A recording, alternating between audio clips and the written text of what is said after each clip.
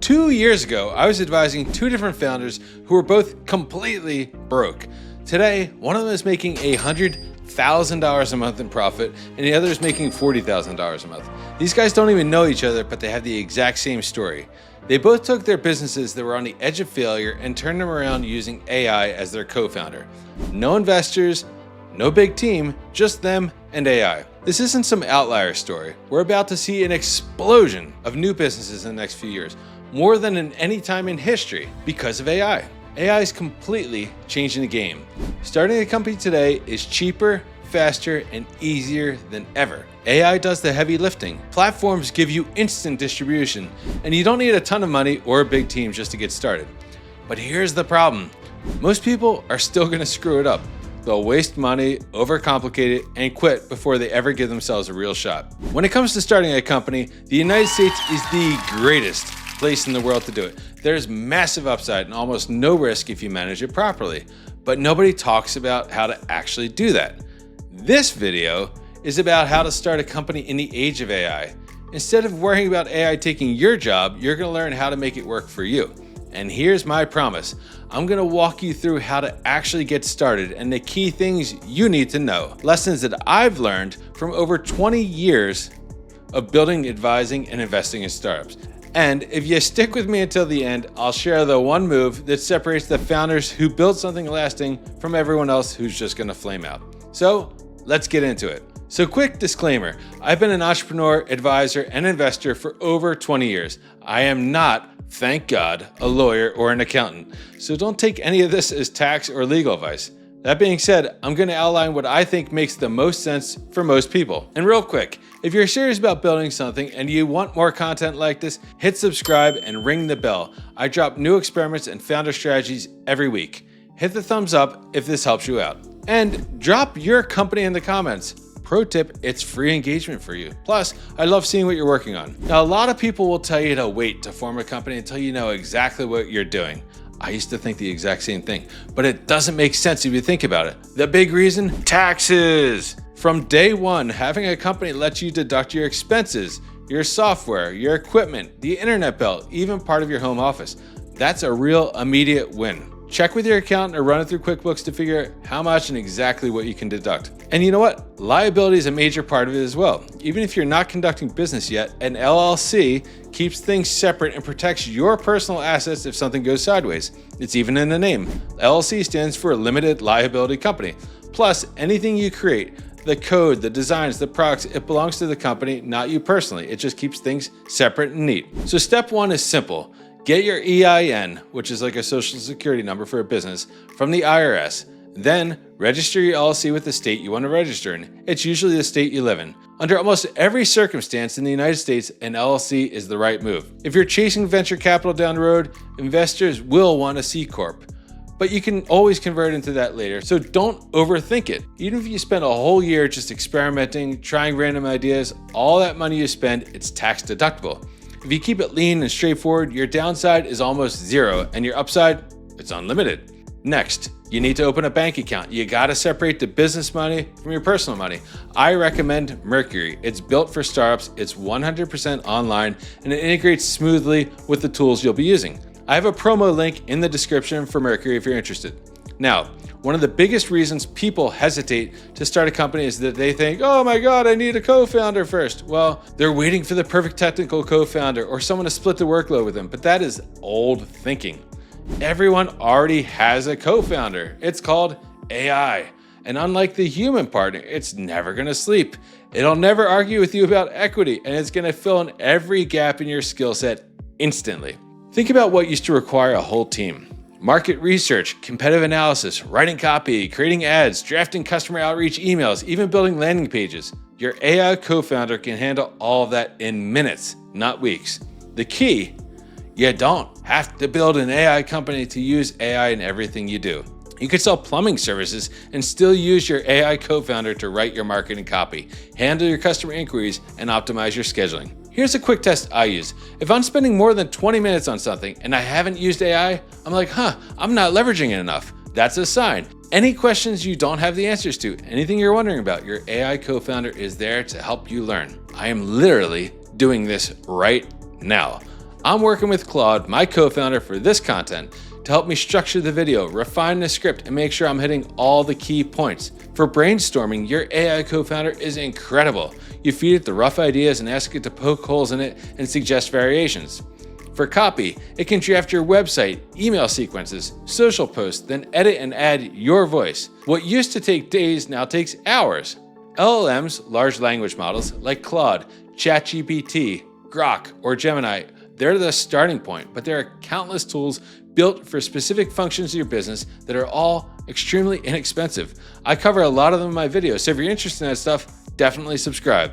The founders who are going to win in the next few years are going to be the ones who figure out how to use their AI co-founder as a force multiplier in everything that they do. It handles the busy work so you can focus on the strategy, the relationships, and the decisions that actually move the needle for your business. But no matter how powerful AI gets, there's one thing it can't replace: real human connection and accountability.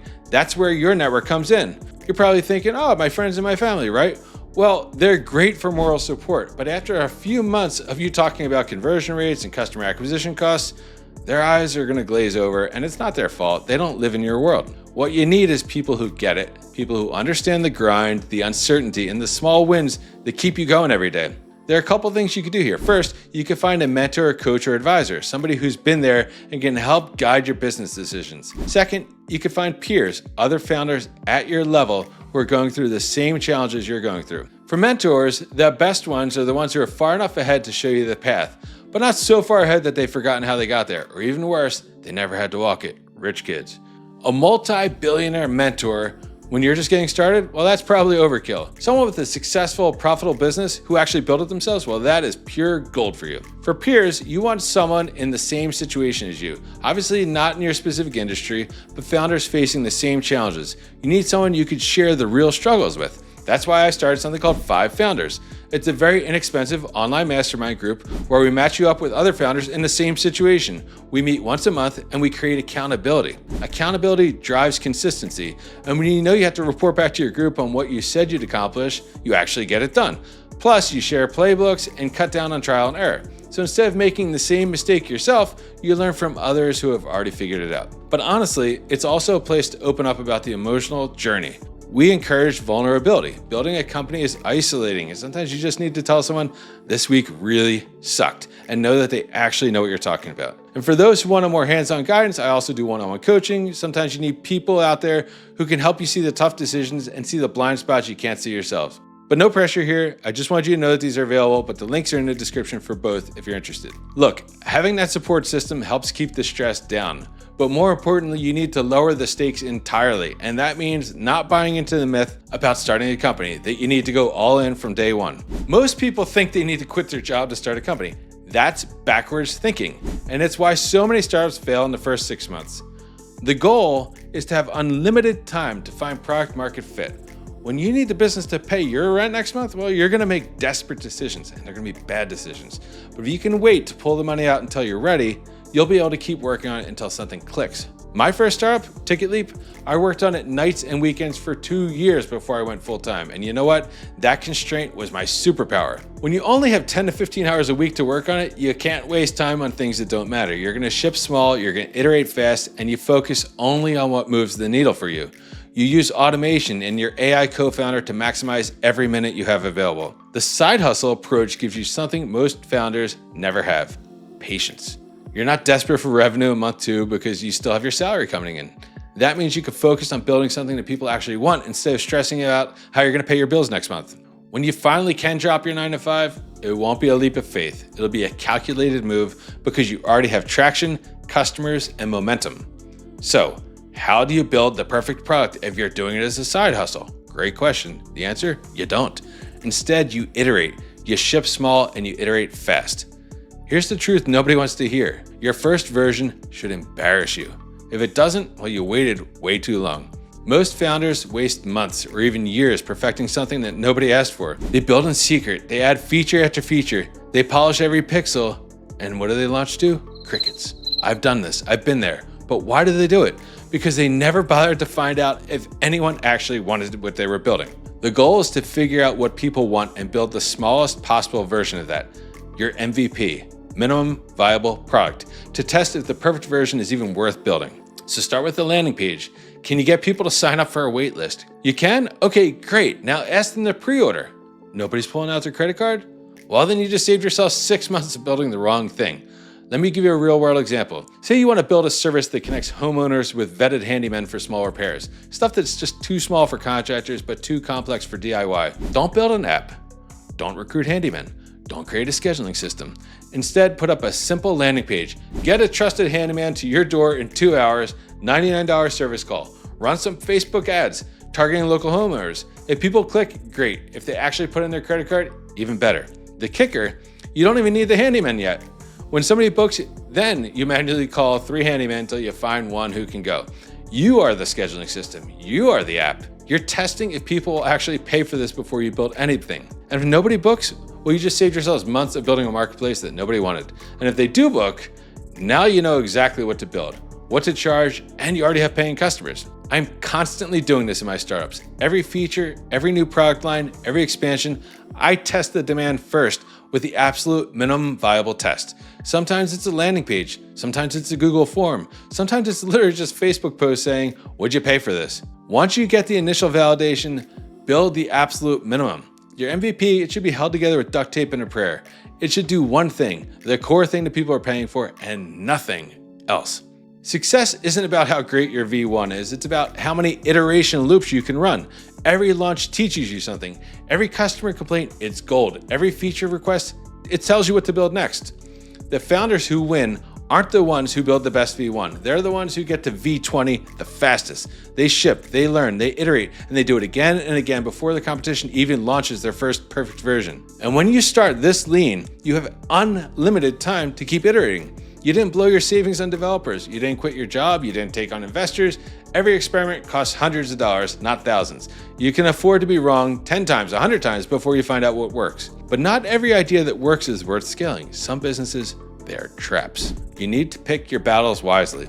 Let me give you some rules I've learned the hard way about which ideas to pursue and which to skip. The first rule is the $500 rule. Never spend more than $500 testing an idea. If you can't validate for that, well, it's too complex for where you are now.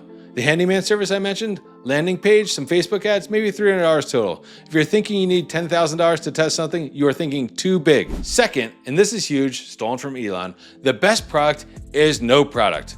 Why build when you can connect? Find places where supply and demand can't find each other and be the bridge. Take a cut for being the bridge. Think about that handyman example again. You never touched a hammer. Did you install a sink? No. You're just connecting homeowners who need help with handymen who need work. You're taking 20% of that $99 service call for making a match that wouldn't have happened without you. But this works for national businesses as well. Conferences, they need to sell tickets. Attendees, they need to find the right events. SaaS companies need customer testimonials. Happy users, well, they want perks for sharing their story. Podcast hosts need interesting guests. Experts need platforms to build their brand. Course creators need affiliate partners. Influencers need products that actually work. Pick a niche, own the connection, and take your cut. Another filter I use is the AI replacement test. If AI could do 80% of your business tomorrow, well, pick something else. Focus on a business that requires human trust, physical presence, or specialized knowledge. AI can write copy, but it can't ensure your newsletter sponsor is legit. It can't show up and fix your AC. But what most people miss, find the painful, boring problem. Everyone's chasing sexy AI startups. Meanwhile, the guy who built a scheduling software for HVAC companies, well, he just sold for 8 figures. SOC 2 compliance for startups, that is boring as hell, but it prints money. Managing Amazon seller accounts, nobody talks about it at parties, but it's a goldmine. Own a tiny kingdom. It's better to dominate Notion templates for real estate agents than compete for the 0.1% of the general productivity market. Niche constraints are actually advantages. Whether it's geographic like Austin Pool Services or topical like recruiting for climate tech companies, you can know every player, test everything with a focused audience, and expand once you nail the model. Look for trust gaps. Where do people not trust online reviews? Where do they need a human to vouch for quality? Where are people scared of getting ripped off? That's your opportunity. Be the trusted middleman. Take the risk out of the transaction for both sides. One thing about these connection businesses, they scale beautifully. Once you nail the system for one connection, well, you expand it horizontally. Connected freelance developers to startups? Great, we'll now add designers, then marketers, then fractional CFOs. Same client, new revenue streams, and zero additional product development. Once you've picked your battle, Once you know what problem you're solving and who you're connecting, well, here's the big reveal. This is the one move that separates founders who build something lasting from everyone else who flames out. Are you ready for it? Remember that promise at the beginning about the one move that makes the difference? Here it is. The future of entrepreneurship isn't about who can build the best product. Building is becoming democratized. Anyone with an AI co-founder can spin up an app, create a service, or launch a marketplace. The future belongs to the tastemakers, the people who build trust, the ones who own the relationship with the audience. Think about it. If everyone could build anything with an AI, what's the differentiator? It's not the code, it's not the features, it's whether people trust you to solve their problems. This is why I'm constantly creating content. This is why I share everything I'm learning. Not because I love being on camera. Yeah, it's fun, but it actually doesn't come naturally for me. But because every video, every post, every piece of value I put out there, it's building trust with founders like you. Your community becomes your moat. AI can copy your product tomorrow. Some kid in the dorm room, they can clone your entire business model, but they can't clone the relationships you built with your audience. So start publishing. I don't care if it's LinkedIn posts, YouTube videos, a newsletter, local Facebook groups. Pick your platform and start showing up consistently. Document what you're learning, share your failures, and teach what you know. For that handyman business, start a local Facebook group called Austin Home Repair Horror Stories, where people share their experiences. Become the expert on avoiding contractor nightmares. Now, when people need a handyman, who do they trust? Is it going to be some random app that they found or the person who's been helping them for months? Collect emails from day one. Every interested visitor, every potential customer, every person who engages with your content, get their email. Your email list is the only audience asset you actually own. Platforms, they can change your algorithms. Social networks, they can die. But the email list, that's yours forever. Build your company in public. Share your revenue numbers, share your experiments, admit when things fail. People don't follow perfect companies. They follow real humans trying to figure it out just like them. This is especially powerful for connection businesses. When you're the trusted authority in your space, both sides come to you. Customers trust your recommendations. Suppliers pay you for access to your audience. You become the kingmaker in your niche. And when the next wave of AI makes building even easier, when every business idea can be launched in an hour instead of a week, well, the founders who win won't be the ones with the best AI tools. They're the ones with the biggest trust bank. The ones people turn to for guidance, for curation, for that human connection that no algorithm can replace. Every no teaches you what your audience doesn't want. Every failed launch shows you what doesn't resonate. Every piece of content that flops, well, that tells you what to avoid next time. The founders who last don't treat these as failures. They treat them as data. They keep showing up. They keep building trust. They keep growing their community. And that is the real secret. In a world where AI can build anything, the only sustainable advantage is being the person people choose to buy from. Look, I know this is a lot to take in. Starting a company, even in the age of AI, it isn't easy. But it's more possible now than ever before. You've got the tools, you've got the playbook. The only question is, are you going to use it? If you want accountability, if you want to be around other founders going through the same journey, check out 5 Founders. It's in the description. And if you need more hands-on help, I do one-on-one coaching for founders who are ready to move fast. And if it's not me, I'll help point you in the direction of somebody else. But whatever you do, start. Set up that LLC this week. Test your first idea for under $500. Build your first connection without building a product and start publishing. Start building that trust today.